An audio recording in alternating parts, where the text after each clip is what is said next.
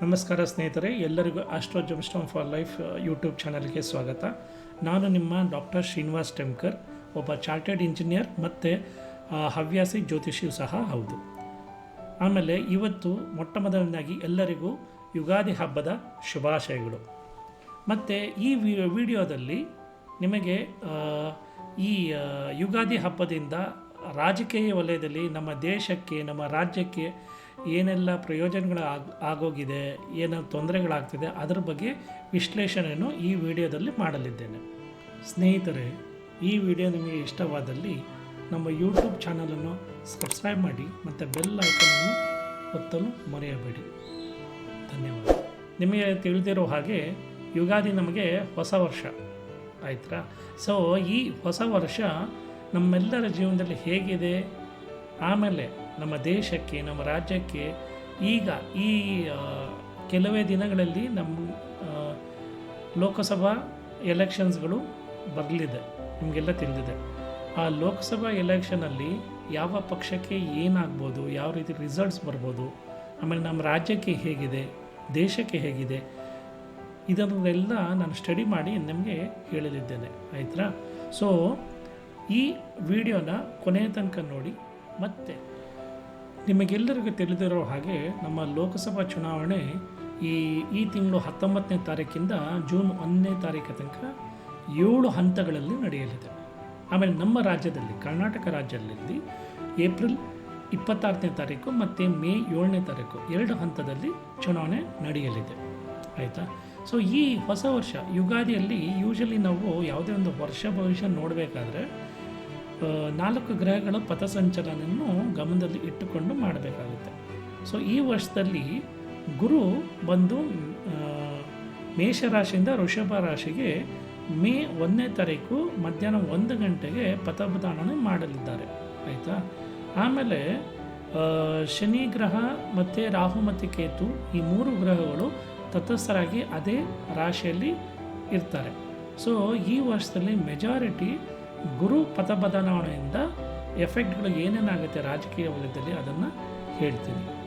So ಮೊದಲಿಗೆ ನಮ್ಮ ರಾಜ್ಯದಲ್ಲಿ ಮೆಜಾರಿಟಿ ಇರುವಂಥದ್ದು BJP ಮತ್ತು JDS 2 ಪಕ್ಷಗಳು ಸೇರಿಕೊಂಡು ಚುನಾವಣೆಯಲ್ಲಿ ಸ್ಪರ್ಧಿಸುತ್ತಿದ್ದಾರೆ. ಮತ್ತು ನಮ್ಮ ಕಾಂಗ್ರೆಸ್ ಪಕ್ಷದವರು ಸ್ವತಂತ್ರವಾಗಿ ಚುನಾವಣೆಯನ್ನು ಎದುರಿಸ್ತಿದ್ದಾರೆ. ಸೊ ನಿಮಗೆ ಗೊತ್ತಿರಬೇಕಾದ್ರೆ ಒಬ್ಬೊಬ್ಬರು ರಾಜಕೀಯ ಪಕ್ಷಗಳು, ಕಾಂಗ್ರೆಸ್ವರು ಹೇಳ್ತಾರೆ 20 ಸೀಟ್ ಗೆಲ್ತೀವಿ, BJP ಅವರು 28ಕ್ಕೆ 28 ಗೆಲ್ತಾರೆ ಅಂತ ಹೇಳ್ತಿದ್ದಾರೆ. ಆದರೆ ನನ್ನ ಲೆಕ್ಕಾಚಾರ ಪ್ರಕಾರ ಯಾಕಂದರೆ ಇದನ್ನು ಹೆಂಗೆ ಮಾಡ್ತೀನಿ ಅಂತ ಹೇಳಬೇಕಂದ್ರೆ, ಸೊ ಯುಗಾದಿ ಹಬ್ಬ ದಿವಸದ ಮೊದಲನೇ ಕುಂಡಲಿ ತೆಗೆದಾಗ ಅದರ ಪ್ರಕಾರ, ಅದರ ಬೇಸಿಸ್ ಮೇಲೆ ನಾನು ಹೇಳ್ತಿದ್ದೀನಿ. ಸೊ 26ನೇ ತಾರೀಕು ಮೆಜಾರಿಟಿ BJP ಕಡೆ ಜಾಸ್ತಿ ಸೀಟ್ಸ್ಗಳು ಬರುತ್ತೆ ಆಯಿತಾ. ಸೊ ಮೇ 7ನೇ ತಾರೀಕು, ಯಾಕಂದರೆ 1ನೇ ತಾರೀಕು ಗುರು ಬಂದು ವೃಷಭ ರಾಶಿ ಬರ್ತಾ ಇರೋ ಕಾರಣ, ಸೊ ಮೇ 7ನೇ ತಾರೀಕು ನಡೆಯುವಂಥ ಚುನಾವಣೆಯಲ್ಲಿ ಕಾಂಗ್ರೆಸ್ ಪಕ್ಷಕ್ಕೆ ಒಂದು ಲೆವೆಲಲ್ಲಿ ಸ್ವಲ್ಪ ಬೂಸ್ಟಪ್ ಆಗುತ್ತೆ. ಆದರೆ 4ನೇ ತಾರೀಕು ನಮಗೆ ಚುನಾವಣಾ ರಿಸಲ್ಟ್ಸ್ ಬರ್ತಾ ಇರೋ ಕಾರಣ, ಆ 4ನೇ ತಾರೀಕು ಬರ್ತಾ ಇರೋ ರಿಸಲ್ಟಲ್ಲಿ ಮೆಜಾರಿಟಿ ಕಾಂಗ್ರೆಸ್ ಪಕ್ಷ ಹಿಂದೆ 2019ರಲ್ಲಿ ಎಷ್ಟು ಸೀಟನ್ನು ಗೆದ್ದಿದೆ ಅದಕ್ಕಿಂತ ಸ್ವಲ್ಪ ಕಡಿಮೆ ಗೆಲ್ಲುವಂಥ ಚಾನ್ಸಸ್ ಇದೆ ಆಯಿತಾ. ಸೊ ಕಾಂಗ್ರೆಸ್ ಪಕ್ಷಕ್ಕೆ ಈ ಚುನಾವಣೆ ಅಷ್ಟಾಗಿ ಸರಿ ಇಲ್ಲ. ಆಮೇಲೆ ದೇಶದಲ್ಲಿ ನೋಡಲಿಕ್ಕೆ ಹೋದರೆ ಈಗ ಕಾಂಗ್ರೆಸ್ ಪಕ್ಷದಲ್ಲಿ ಇಂಡಿಯಾ ಎಂಬ ಅಲಯನ್ಸಲ್ಲಿ ಏನು ಹುಟ್ಟಾಕಿದ್ದಾರೆ, ಇವಾಗ ಕಾಂಗ್ರೆಸ್ ಪಕ್ಷದ ಜೊತೆ ಯಾರೆಲ್ಲ ಇದ್ದಾರಲ್ಲ, ನನ್ನ ಪ್ರಕಾರ ಈ ಚುನಾವಣೆ ಆದ ನಂತರ ಹತ್ತತ್ರ ಮೇ 10ನೇ ತಾರೀಕು ಮೇಲೆ ಮೇ ತನಕ ಜೂನ್ ರಿಸಲ್ಟ್ ಇದೆಯಲ್ಲ, ಮೇ ಎಂಡಿಂದ ಸಾಕಷ್ಟು ಪಕ್ಷಗಳು ಇಂಡಿಯಾ ಜೊತೆ ಯಾರು ಮೈತ್ರಿ ಮಾಡ್ಕೊಂಡಿದ್ದಾರೆ ಅದರೆಲ್ಲ ಎಲ್ಲರೂ ದೂರ ಆಗಿ ರಿಸಲ್ಟ್ ಬಂದ ಮೇಲೆ ಕಾಂಗ್ರೆಸ್ ಒಂಟಿಯಾಗಿರಲಿದೆ. 2019 ಕಂಪೇರ್ ಮಾಡಿದ್ರೆ ಇಲ್ಲೂ ಸಹ ತುಂಬ ಸೀಟ್ಸ್ಗಳು ಕಳ್ಕೊಳ್ಳೋಂಥ ಚಾನ್ಸಸ್ ಜಾಸ್ತಿ ಇದೆ. ಆಮೇಲೆ ನಮ್ಮ ರಾಜ್ಯಕ್ಕೆ ಬರಬೇಕಾದ್ರೆ ರಾಜ್ಯದಲ್ಲಿ ಹಣದ ಪರಿಸ್ಥಿತಿ ಏರುಪೇರಾಗುತ್ತೆ ಮೇ 1 ನಂತರ. ಸೊ ಈಗೆಲ್ಲ ಏನೇನು ಗ್ಯಾರಂಟಿ ಸ್ಕೀಮ್ಗಳು ಕೊಟ್ಟಿದ್ದಾರಲ್ಲ, ಆ ಗ್ಯಾರಂಟಿ ಸ್ಕೀಮ್ಗಳು ನನ್ನ ಪ್ರಕಾರ ಜೂನ್ ಮಧ್ಯದ ನಂತರ, ಜೂನ್ ಸ್ವಲ್ಪ ದಿವಸ, ಮೇ 1ರಿಂದ ನಿಮಗೆ ಅರ್ಥ ಆಗಲಿಕ್ಕೆ ಬರ್ತಾ ಇರುತ್ತೆ ರಾಜ್ಯದಲ್ಲಿ ದುಡ್ಡು ಫ್ಲೋ ಆಗ್ತಾ ಇರಲ್ಲ ಅಂತ. ಆಮೇಲೆ